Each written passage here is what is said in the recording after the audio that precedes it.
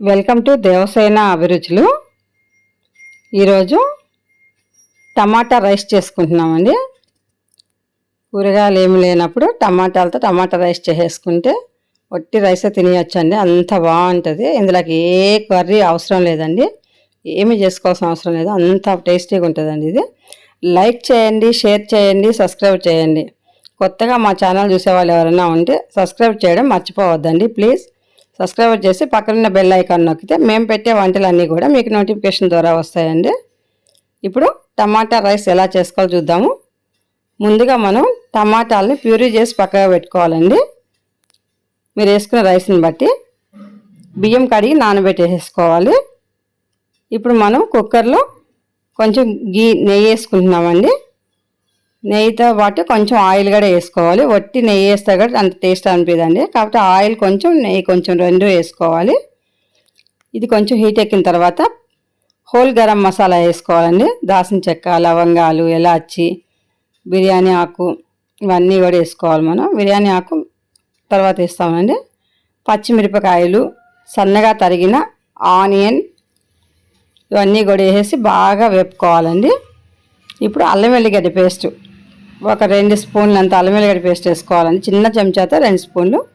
అలాగే పుదీనా, కొత్తిమీర ఇవి కూడా వేసేసి బాగా వేపుకోవాలి. నేను ఒక 2 గ్లాసు రైస్ కుక్కర్ గ్లాసు 2 గ్లాసులు రైస్ తీసుకున్నామండి. టమాటాలు ఒక 4 టమాటాలు అండి. పెద్ద టమాటాలు 4, చిన్నవి అయితే ఒక 6 టమాటాలు. ఈ మొత్తం కూడా మనం మిక్సీలో ప్యూరీ చేసి పక్కగా పెట్టుకోవాలి. ఇది కూడా ఇందులో వేసేసి బాగా కలపాలి. అలాగే ఒక 1/2 టీ స్పూన్ పసుపు వేయాలి. 1 టీ స్పూన్ సాల్ట్ వేసుకోవాలి. ఎందుకంటే డైరెక్ట్ వండేసుకుంటున్నాం కాబట్టి అన్నీ ఇందులో వేసేసుకోవాలండి. కారం కూడా 1 టీ స్పూన్ వేసుకోవాలి. అలాగే ధనియాల పొడి, డ్రై రోస్ట్ చేసిన ధనియాల పొడి, గరం మసాలా 1 స్పూన్ వేసుకోవాలండి. ఇవన్నీ కూడా ఇందులో వేసేసి బాగా కలుపుకోవాలి. ఈ టమాటా పచ్చి వాసన పోయేంత వరకు వేపుకోవాలండి. బాగా వేపాలి. ఈ ఆయిల్ అనేది పైకి రావాలి. చూడండి, బిర్యానీ ఆకు ఇప్పుడు వేసుకుంటున్నాం. ఎందుకంటే ఆయిల్ వేసామంటే ఇరిగిపోతుంది అది, అందుకే ఇప్పుడు వేసుకోవాలి. మనం కడిగి నానబెట్టుకున్న రైస్ అండి. 1/2 అవర్ ఖచ్చితంగా నానబెట్టుకోవాలి. బాస్మతి రైసు 2 చిన్న గ్లాసుతో 2 గ్లాసులు వేసుకున్నామండి రైస్ కుక్కర్ గ్లాస్తో.